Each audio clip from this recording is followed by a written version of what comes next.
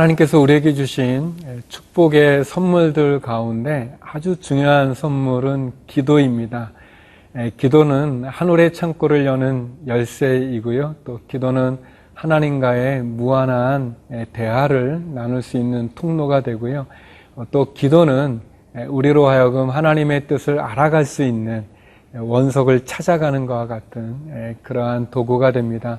하나님은 기도를 통해서 우리와 대화하기를 원하시고 또 기도를 통해서 당신의 뜻을 가르쳐주기를 원하시죠. 우리가 두렵고 무섭고 염려되고 근심되어질 때 기도하면 힘을 얻을 수 있습니다. 우리는 기도하면서 성령의 은혜 가운데 나갈 수 있고요. 또 기도를 통해서 우리의 소원을 아랠 뿐만 아니라 하나님의 뜻을 온전히 이룰 수 있습니다. 하나님의 사람은 기도하는 사람입니다. 우리의 믿음은 기도를 통해서 성장되어질 것입니다.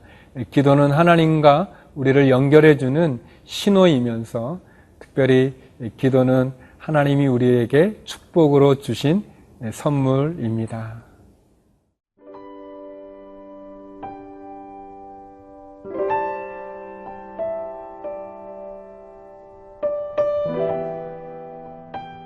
마가복음 14장 32절에서 42절 말씀입니다.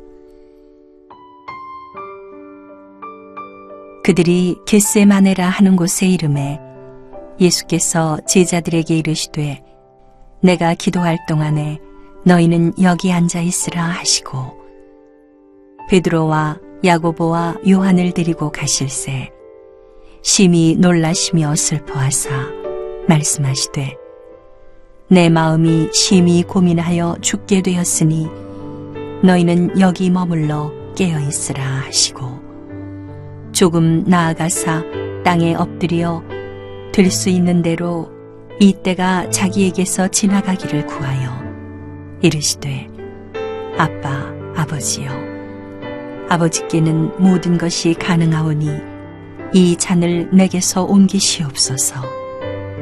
그러나 나의 원대로 마시옵고 아버지의 원대로 하옵소서 하시고 돌아오사 제자들이 자는 것을 보시고 베드로에게 말씀하시되 시몬아 자느냐 내가 1시간도 깨어있을 수 없더냐 시험에 들지 않게 깨어있어 기도하라. 마음에는 원이로되 육신이 약하도다 하시고 다시 나아가 동일한 말씀으로 기도하시고 다시 오사 보신즉 그들이 자니 이는 그들의 눈이 심히 피곤함이라. 그들이 예수께 무엇으로 대답할 줄을 알지 못하더라. 세 번째 오사 그들에게 이르시되 이제는 자고 쉬라. 그만 되었다. 때가 왔도다. 보라 인자가 죄인의 손에 팔리느니라. 일어나라 함께 가자. 보라 나를 파는 자가 가까이 왔느니라.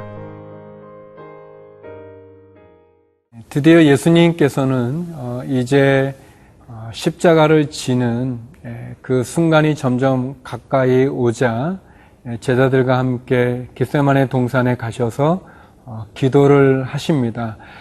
사람이 과연 뭐가 중요한지를 알 수 있다면 또 그 사람이 평소에 가지고 있는 어떤 영성이랄까요? 그 사람의 가치 기준이랄까요? 무엇을 하는가를 볼 수 있는 것은 위기상황에 오게 되면 그 사람의 속이 또는 그 사람의 평소의 모습이 드러나게 되는데요.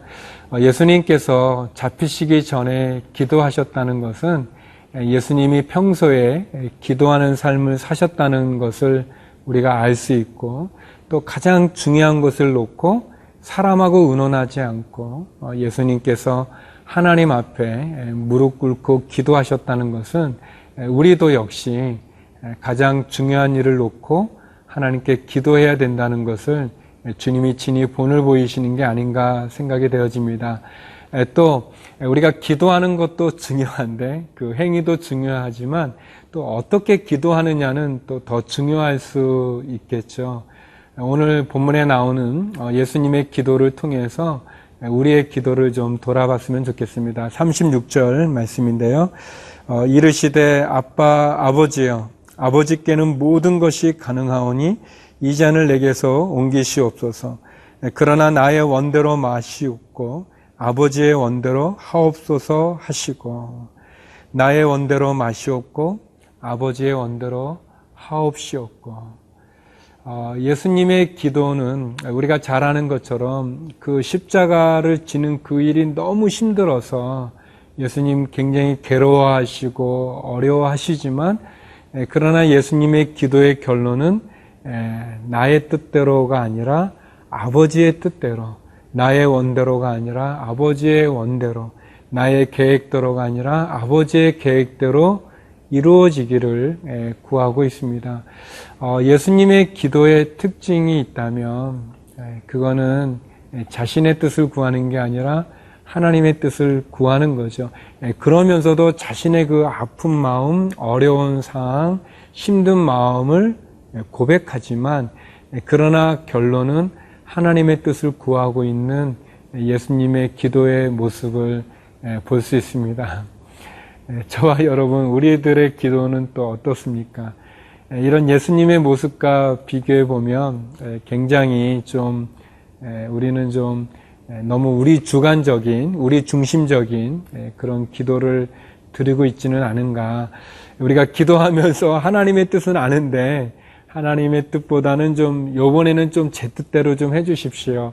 하나님, 제가 하나님 뭘 원하는지 잘 아는데 그러나 이번만큼은 좀 제 소원대로 제 마음 계획대로 좀 해주면 안 되겠습니까? 이렇게 우리가 기도하지는 않는가 모르겠습니다.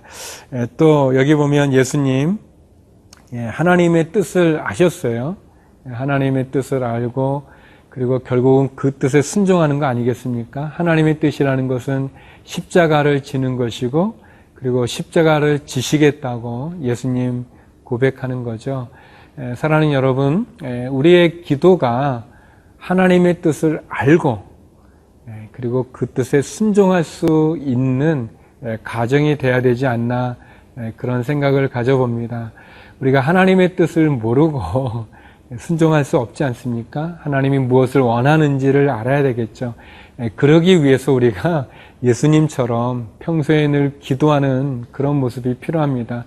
예수님 새벽 미명회 때도 기도하셨고 기적을 행하시기 전에도 기도하셨고 제자들을 뽑는 중요한 일 앞에서도 기도하시고 또 마지막 십자가 앞에서도 기도하지 않습니까? 저와 여러분이 기도의 사람이 되기를 바랍니다. 우리의 자녀들이 우리들을 기도하는 부모로 기억할 수 있기를 바랍니다.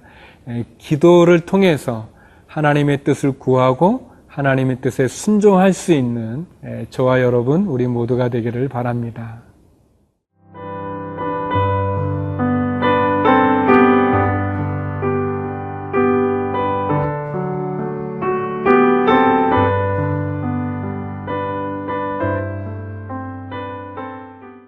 예수님께서는 하나님의 뜻을 구하고 또 이렇게 하나님 그 뜻에 순종하는 결론을 내리시지만 그러나 인간적으로 예수님 너무 힘들고 너무 어렵고 너무 괴로워하셨습니다. 그래서 예수님은 제자들이 함께 기도하기를 원하셨고 그래서 사랑하는 제자들을 데리고 오셨죠. 그런데 이 제자들은 자고 있습니다. 예수님 그들을 깨워서 다시 기도 부탁하고 또 기도하고 그렇지만 또 제자들 자는 모습이 있어요. 38절인데요. 시험에 들지 않게 깨어있어 기도하라. 마음에는 원이로되 육신이 약하도다 하시고 예수님 시몬에게 너가 또 자냐 좀 깨어있어라. 그렇게 얘기합니다. 그런데 제자들이 계속 자는 거죠. 예수님 말씀하시기를 너희가 좀 깨어 기도해라. 근데 육신은 마음은 원하지만 육신이 참 약해서 너희가 깨어 있지 못하는구나. 이제 그런 말씀을 해 주십니다. 이 제자들의 육신의 약함을 우리가 보게 되는데요. 이 시몬의 모습, 또 자는 이 제자들의 모습이 진짜 우리들의 모습이죠. 영적으로 민감하지 못하고 무감각해가지고 지금 내가 자야 될 때인지 기도해야 될 때인지도 모르고 있는 우리의 모습, 마치 이렇게 감각이 없어가지고 찔러도 느끼지 못하거나 아니면 이렇게 어리석어가지고 이렇게 분별하지 못하는 그런 모습들, 그런 거가 이 예수님 제자들만 시몬의 문제가 아니라 사실 우리의 문제라는 거를 좀 보게 되는데요. 제가 한 2가지 정도를 좀 이렇게 묵상을 해봤습니다.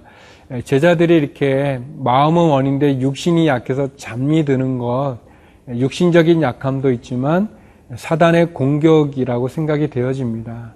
사단이 집요하게 제자들 잠을 주는 거죠.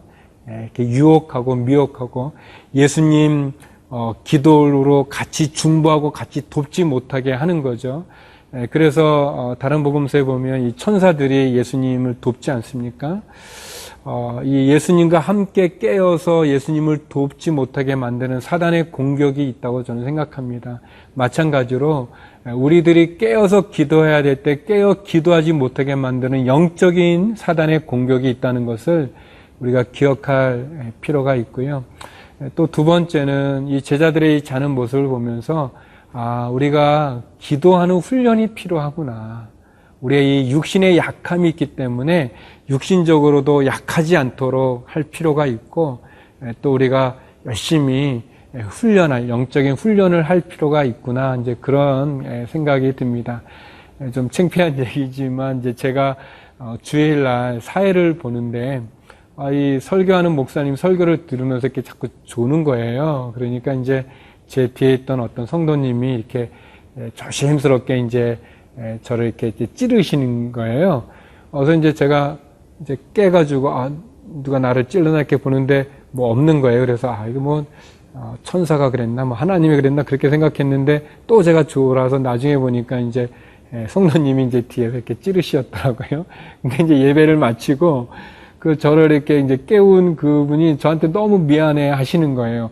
그분은 잘하신 건데, 잘한 건데, 괜히 목사님 깨운 게 미안하셔가지고, 그래서 제가 그 모습 보면서 내가 다음엔 절대 졸지 않으리라 이제 그런 다짐을 하고, 아무튼 지금까지는 안 졸고 있는데요.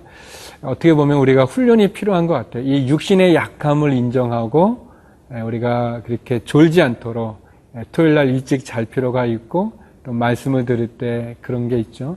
또 이 깨어 기도하는 거가 꼭 어떤 시간을 정해놓고 하는 것도 있지만 순간순간 언제든지 그것이 뭐 운전할 때든지 또는 뭐 일할 때든지 또 설거지할 때든지 언제든지 기도 제목이 나면 잠깐 기도하는 그런 게 필요하죠. 그래서 늘 깨어 기도한다는 건 언제든지 기도하는 그런 우리의 모습이 아닌가 생각이 되어집니다.